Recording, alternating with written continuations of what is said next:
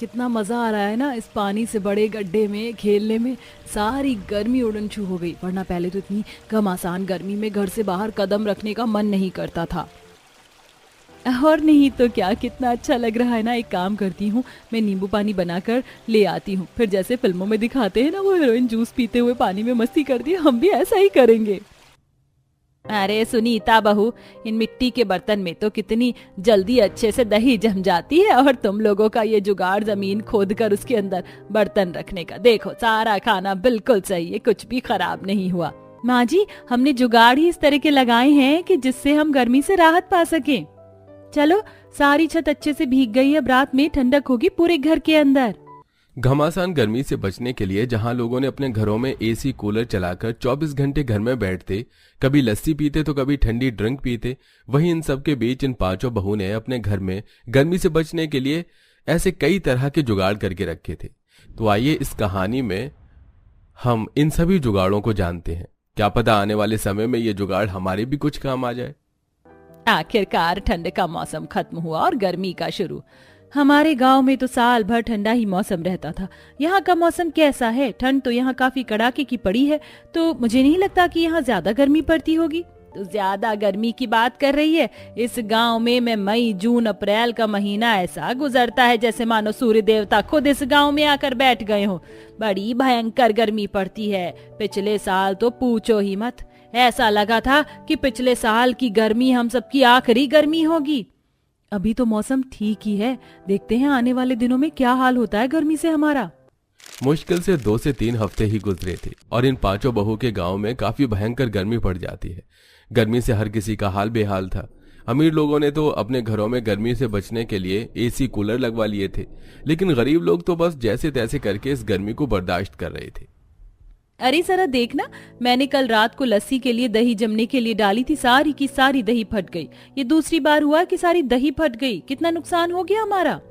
अरे तुम दही की बात करियो, कल रात को जो मैंने सब्जी बनाई थी ना, सुबह होने तक सारी सड़ गई। इतनी गंदी बदबू आ रही थी, ऐसा लग रहा था कि सब्जी कल रात नहीं बल्कि कई हफ्तों पहले बनाई हो। शुरुआत की गर्मी में ये हाल हो रहा है हमारा, न जाने आने वाले महीने में क्या ही होगा। दिन तो दिन, रात में भी गर्मी में सुकून नहीं है। एक काम करते हैं, बाजार जाकर मिट्टी के मटके ले आते हैं, उसमें पानी काफी ठंडा रहता है। कम से कम गर्मी में ठंडा पानी तो पीने को नसीब हो।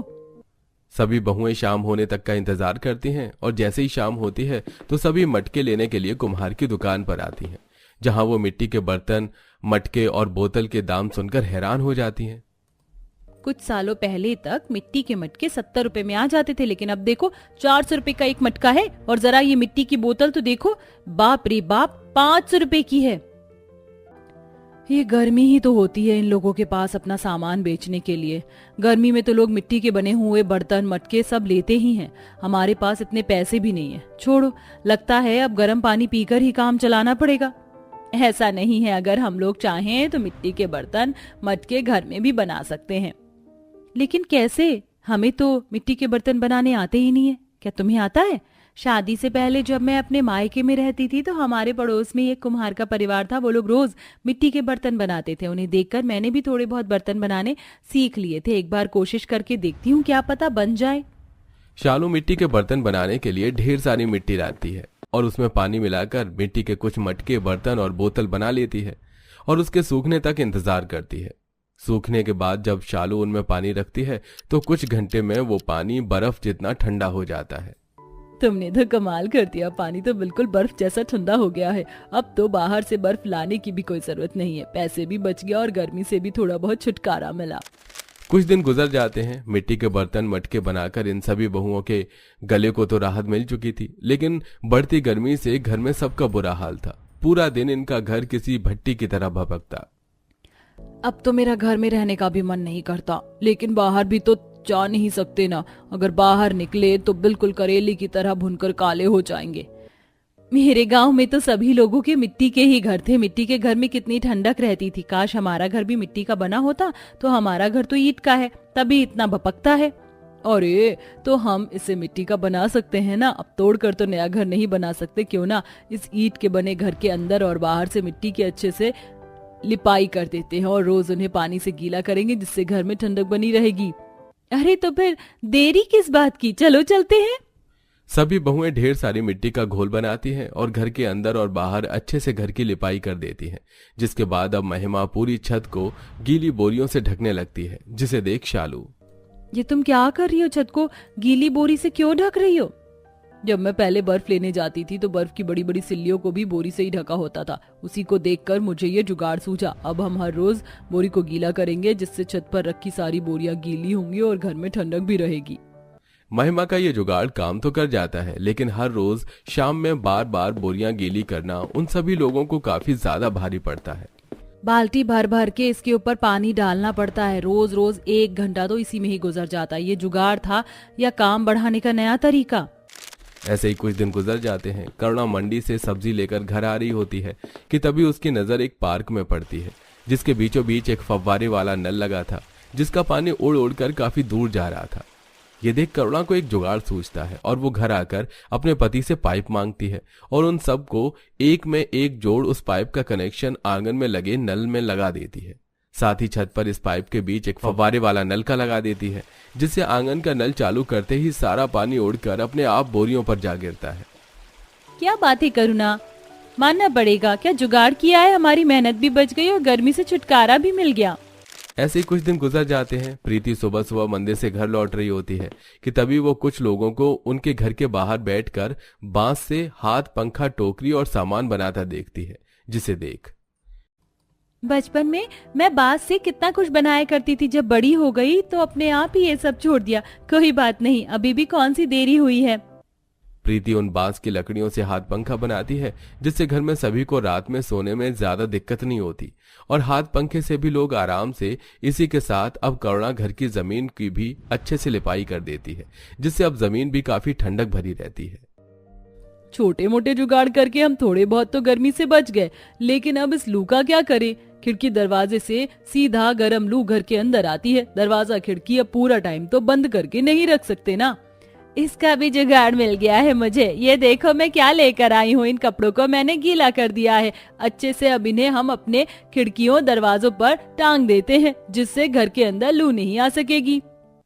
करुणा ऐसे ही करती है, जिसके चलते अब घर के अंदर ज्यादा गर्म लू नहीं आ पाती और ऐसे ही कुछ दिन और गुजर जाते हैं। आज आप लोगों को आने में काफी समय लग गया।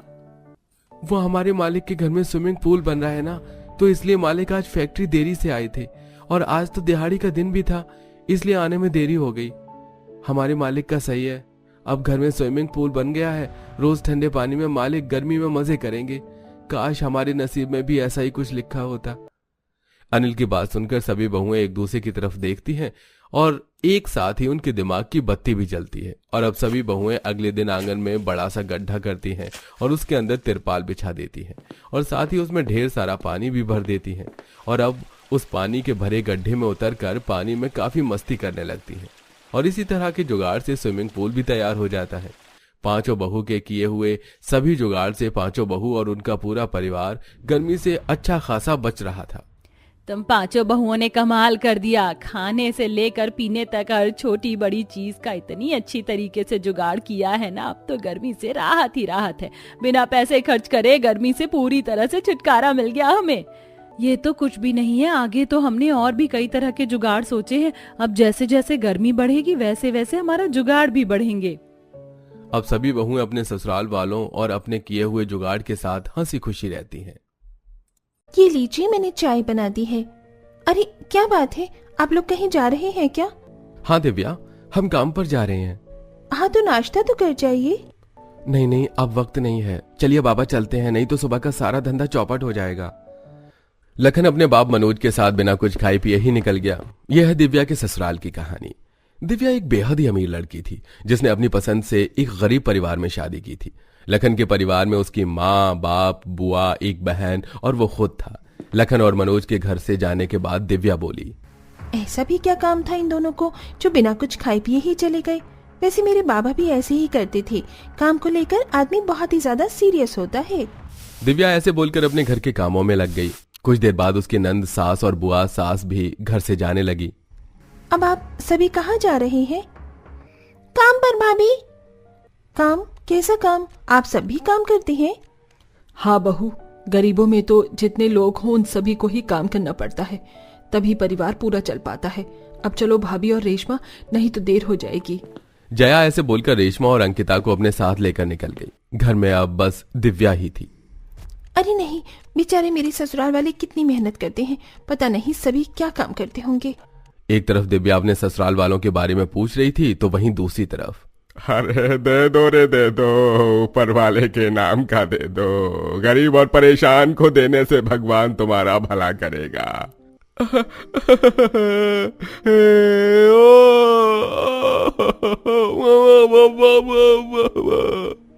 अरे कितने परेशान लोग हैं ये लीजिए। अरे मेरी जिंदगी मेरे पति ने खराब कर डाली, छोड़ दिया, मारा मुझे, लाचार हूँ मैं, भाइयों मेरी मदद करो। एक तरफ दिव्या अपने ससुराल वालों के बारे में सोच रही थी तो वहीं दूसरी तरफ उसके ससुराल के सभी लोग भीख मांग मांग कर अपनी झोलियों को भर रहे थे और दिव्या को इस बात का अंदाजा तक नहीं था। किसी ने लंगड़ा बनकर तो किसी ने मोहताज और किसी ने सताया हुआ बनकर सारा दिन लोगों से खूब भीख इकट्ठा की और शाम को सभी एक एक कर घर लौटने लगे। अरे बाबा आ गए आप? ये बाबा की इतनी ज्यादा फटीचर सी हालत क्यों लग रही है? बाबा आप तो लखन जी के साथ गए थे, लेकिन आप अकेले आ रहे हो?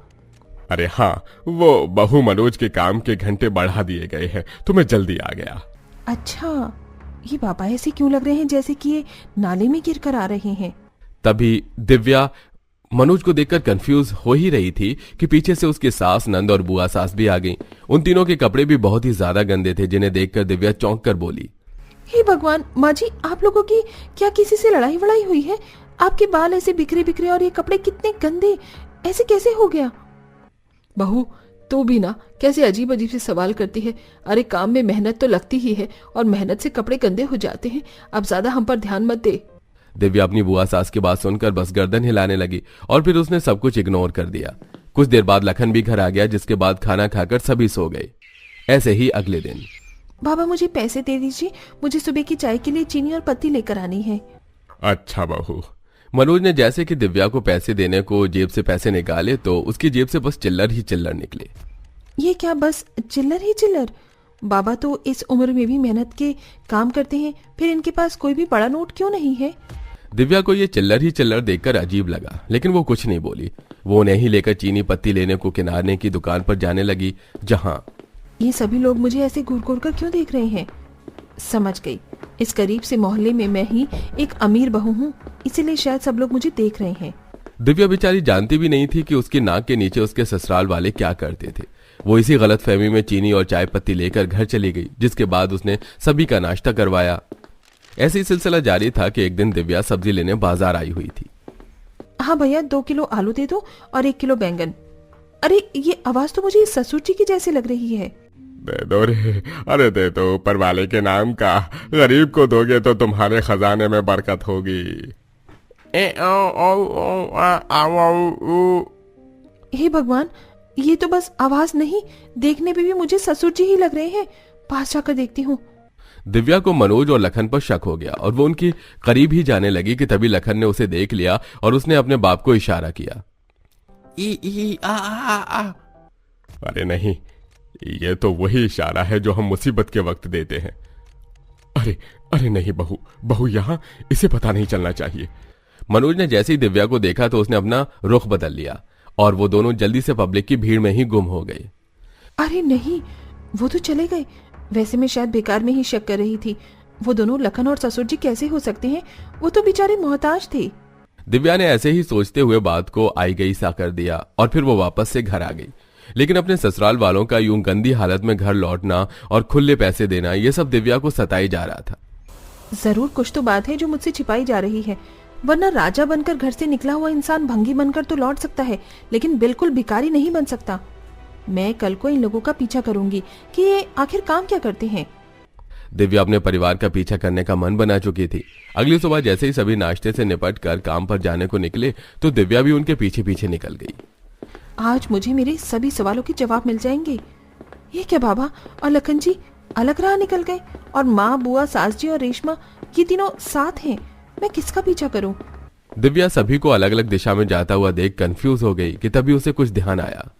हे भगवान, मैं तो जल्दबाजी में घर का दरवाजा ही लॉक करना भूल गई। अब क्या करूं? चल दिव्या घर को जा, अगर कोई चोर लुटेरा आ गया तो क्या होगा। दिव्या को आधे रास्ते से ही वापस लौटना पड़ गया क्योंकि उसने घर का दरवाजा बंद नहीं किया था। मैं नहीं जान पाई कि ये लोग क्या काम करते हैं, लेकिन कोई बात नहीं, वैसे भी मेरा परिवार है, मुझे इस तरह से इन लोगों पर शक नहीं करना चाहिए। दिव्या अब सोच चुकी थी कि वो अपने ससुराल वालों का पीछा नहीं करेगी। ऐसे ही चलते चलते लगभग एक हफ्ता और गुजरा और आज के दिन दिव्या बाजार सब्जी लेने आई हुई थी कि बहना सुनो, परेशान हूँ, 2 दिनों से कुछ खाया नहीं है, सर में चोट भी है और कोई देखने वाला भी नहीं है, गरीब की मदद कर दो। दे रही हूँ जी, ये लीजिए। रेशमा, भाभी। आज दिव्या ने अपने परिवार का काम पकड़ लिया। रेशमा को भीख मांगता देख दिव्या के मानो पांव तले जमीन हिल गई थी।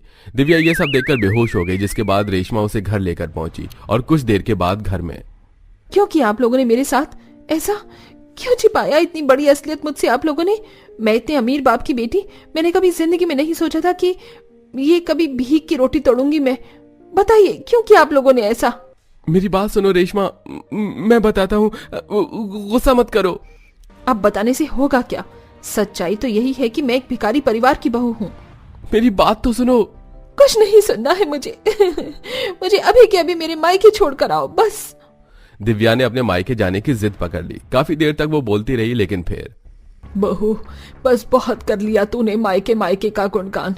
अब तू इसी परिवार की बहू है, फिर चाहे हम राजा हैं या भिखारी। लेकिन आप सभी तो हट्टे कट्टे इंसान हो जो इज्जत से भी अपनी रोटी कमा कर खा सकते हो। फिर आप लोग क्यों इस तरह से भीख मांगकर दूसरों के टुकड़े पर पलते हो? बोलो। मुझे तो ऐसे दूसरों के टुकड़े पर पलने की आदत नहीं। मेरे बाप ने मुझे कमा कर खिलाया है। मैं तो यहाँ नहीं रहूंगी, या अगर रहूंगी तो वादा कीजिए आप काम करना शुरू कर देंगे। काम तो मैं भी करना चाहता हूँ दिव्या, लेकिन काम मिलता नहीं है। काम मिल जाएगा। अब हाँ तो कहो, मैं बाबा से बात कर लूंगी। और हाँ कहने की क्या बात है, मैं आप लोगों को ऐसे भीख नहीं मांगने दूंगी।